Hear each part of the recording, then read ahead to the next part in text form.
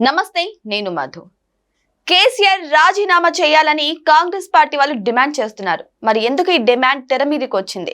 అసలు కేసీఆర్ ఏం చేశారు? ఈ రోజు మనం తెలుసుకుందాం. ప్రస్తుతం మనతో పాటు ఉన్నారు సీనియర్ జర్నలిస్ట్ సిఎస్ రావు గారు. వారిని అడిగి మరిన్ని విషయాలను తెలుసుకుందాం. నమస్కారం సార్. కాంగ్రెస్ వాళ్ళు కేసీఆర్ రాజీనామా చేయాలని అయితే డిమాండ్ చేస్తున్నారు. మరి దీనికి కేసీఆర్ గారు స్పందిస్తారా? ఎందుకు రాజీనామా చేయమంటున్నారు, స్పందించకపోతే ఏమవుతుంది అనేది కనుక మనం విశ్లేషణ చేసుకుంటే, రాజీనామా చేయాలి అని చెప్పి డిమాండ్ చేస్తుంది ఎవరు? రేవంత్ రెడ్డి గారు. ఎందుకు రాజీనామా చేయమంటున్నారు? ప్రతిపక్ష నాయకుడిగా ఉన్నారు ఆయన. ప్రతిపక్ష నాయకుడిగా ఉండి ఆయన అసెంబ్లీకి హాజరు కావట్లేదు కాబట్టి ఆయన రాజీనామా చేయాలని చెప్పి ఇప్పుడు డిమాండ్ చేస్తున్నారు. దాదాపు 3 సంవత్సరాలు అవుతుంది కాంగ్రెస్ పార్టీ వచ్చి. మరి ఇప్పుడు ఎందుకు రాజీనామా చేయమంటున్నారు అని అంటే, అసెంబ్లీ జరిగినటువంటి తీరుని కనుక మనం అబ్జర్వ్ చేస్తే, వాళ్ళు బీఆర్ఎస్ పార్టీకి సంబంధించినటువంటి ఎమ్మెల్యేలు ఎలా వ్యవహరిస్తున్నారు అనేది ప్రస్తావిస్తూ, ఇలాంటి పార్టీకి ప్రతిపక్ష నాయకుడిగా ఆయన ఉన్నాడు, సో ఆయన దళితుల్ని అవమానపరుస్తున్నారు. ఆయన ఎందుకు రావట్లేదు అసెంబ్లీకి అని అంటే, స్పీకర్గా ప్రసాదరావు ఉన్నారు, ఆయన ఎస్సీ. సో కాబట్టి ఒక ఎస్సీ స్పీకర్ చైర్లో కూర్చుంటే, ఆయన ప్రతిపక్ష నాయకుడిగా కూర్చున్నప్పుడు ఆ ఎస్సీ స్థానంలో ప్రసాదరావు గారు స్పీకర్ చైర్లో ఉన్నప్పుడు ఆయన అనుమతితో మాట్లాడాలి ఈయన. కాబట్టి అది ఇష్టం లేక ఆయన అసెంబ్లీకి రావట్లేదు. అంటే దొరపెత్తనం, దొరగర్వం, దొర అహంకారం అనేది ఆయనకి ఇంకా దిగలేదు. ప్రజలు ఓడించినప్పటికీ దళితుల్ని కించపరచడం అనేది బీఆర్ఎస్ పార్టీలో ఉండేటువంటి డిఎన్ఏ.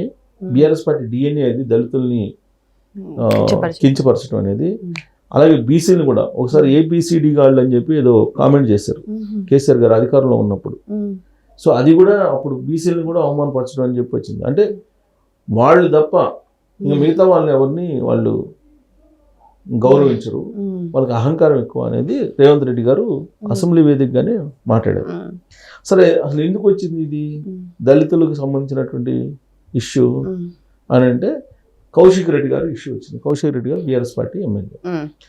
వీళ్ళు ఏం చేశారు, స్పీకర్ పోడియం దగ్గరికి వెళ్ళి అక్కడ నిరసన వ్యక్తం చేస్తున్నారు బీఆర్ఎస్ పార్టీకి సంబంధించినటువంటి. ఆ సందర్భంగా కౌశిక్ రెడ్డి సభలో ఉన్నటువంటి కడియం శ్రీహరి గారు, సీనియర్ పొలిటీషియన్, ఎస్సీ దళిత, ఆయన్ని ఇట పేల్చేస్తా ఉన్నట్టుగా సంకేతాలు ఇచ్చారు.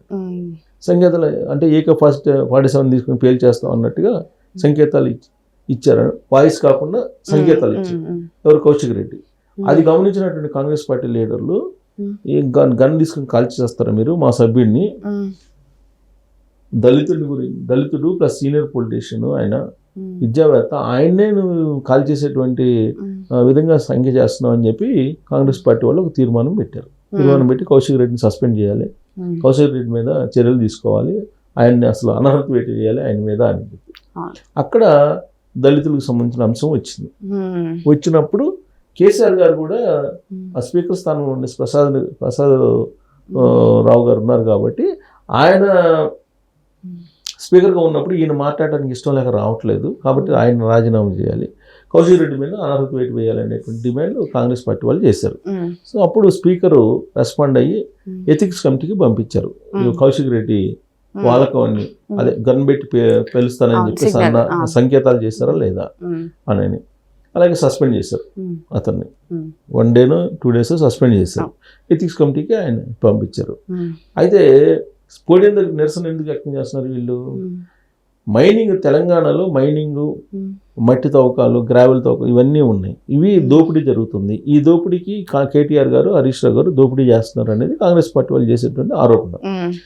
కాదు మంత్రి పొంగులేటి శ్రీనివాసరెడ్డి గారు, తర్వాత కొంతమంది కాంగ్రెస్ పార్టీకి సంబంధించినటువంటి వాళ్ళు దోపిడీ చేస్తున్నారు, వాళ్ళ మీద ఎంక్వైరీ అయ్యింది అని చెప్పి వాళ్ళు డిమాండ్, బీఆర్ఎస్ పార్టీ వాళ్ళు డిమాండ్.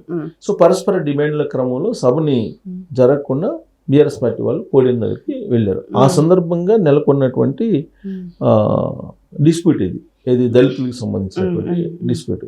సో ఈయన అక్కడ దాని నుంచి అసలు దళితులను ఎలా కించపరిచారు, 3 ఎకరాలు ఇస్తానని చెప్పి దళితులకు 3 ఎకరాలు ఇస్తానని ఇవ్వలేదు బీఆర్ఎస్ పార్టీ, దళితులను ముఖ్యమంత్రిని చేస్తానని చెప్పి కేసీఆర్ గారు ముఖ్యమంత్రిని చేయలేదు అని చెప్పి, అసలు దళితుల్ని క్యాబినెట్లో లేకుండానే దళితులకి ప్రాధాన్యత ఇవ్వకుండా క్యాబినెట్ ఉంది, ఇట్లా ఏ విధంగా బీఆర్ఎస్ పార్టీ దళితులకు అన్యాయం చేసింది అనేది కాంగ్రెస్ పార్టీ వాళ్ళు ఒక పెద్ద చిట్టా ఇప్పారు. వీళ్ళేమో బీఆర్ఎస్ పార్టీ వాళ్ళేమో మొత్తం అసలు ఎంక్వైరీ మీ సిబిసిఐడి ఎంక్వైరీ చేస్తే కనుక ఇది గ్రావెలు ఇసుక దాని మీద అది రేవంత్ రెడ్డి గారి ఆధ్వర్యంలో ఉంటుంది కాబట్టి అలా కాదు, దాని మీద హౌస్ కమిటీ వేయండి, హౌస్ కమిటీ వేస్తే హౌస్ కమిటీలో నిజాలు ఏదో బయటకు వస్తాయి, మీరు హౌస్ కమిటీ వేయకుండా సిబిసిఐడి విచారణ అంటే మీరు మీ సహచర మంత్రి పొంగులేటి శ్రీనివాసరెడ్డి గారిని సేవ్ చేయడానికి మీరు ప్రయత్నం చేస్తున్నారు అని చెప్పి బీఆర్ఎస్ పార్టీ వాళ్ళు హడావుడి చేశారు. సో దీంతో సభకు గందరగోళం నెలకొంది.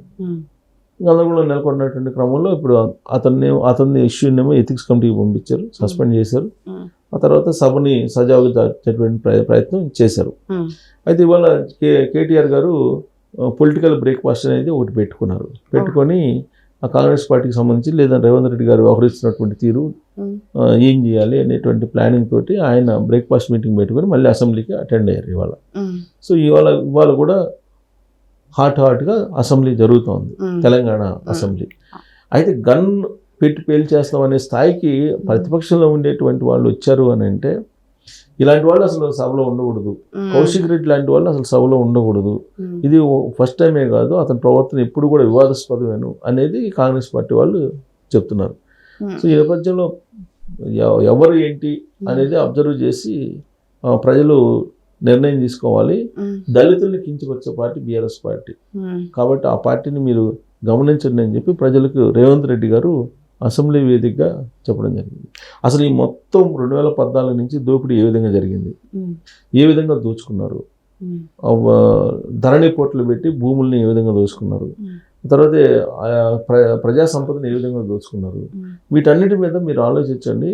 బీఆర్ఎస్ పార్టీ అనేది అదొక పెద్ద దోపిడీ పార్టీ అనేది రేవంత్ రెడ్డి గారు చేస్తున్నటువంటి ఆరోపణ. ఇంతకుముందు కూడా చేశారు, ఇప్పుడు కూడా ఇది వచ్చింది కాబట్టి దళితుల్ని ఏ విధంగా కించపరిచారు, వాళ్ళకి పదవులు లేకుండా వాళ్ళని ఉపయోగించుకొని ఏ విధంగా ఉద్యమం చేశారు, ఇవన్నీ కూడా రేవంత్ రెడ్డి గారు రివ్యూ చేశారు. మరి దీని గురించి కేసీఆర్ గారు స్పందిస్తారంటారా, నిజంగా రాజీనామా చేస్తారా? ఎందుకంటే ఈ రోజు కూడా ఇంకొక న్యూస్ వచ్చింది సార్, బీఆర్ఎస్ ఎమ్మెల్యేలు అందరిపైన సస్పెన్షన్ వేటు అని చెప్పేసి. ఈ విధంగా చూసుకుంటే ఓకే, దీనికోసమైనా సరే ఆయన రాజీనామా చేసే అవకాశాలు ఉన్నాయంటారా? అంత సాహసం చేస్తారా? ఇప్పుడు రాజీనామా అయితే నైతికంగా చూస్తే రాజీనామా చేయాలి ఆయన. అవును. ఎందుకు రాజీనామా చేయాలంటే ప్రతిపక్ష నాయకుడిగా ఉండి సభకు హాజరు కావట్లా.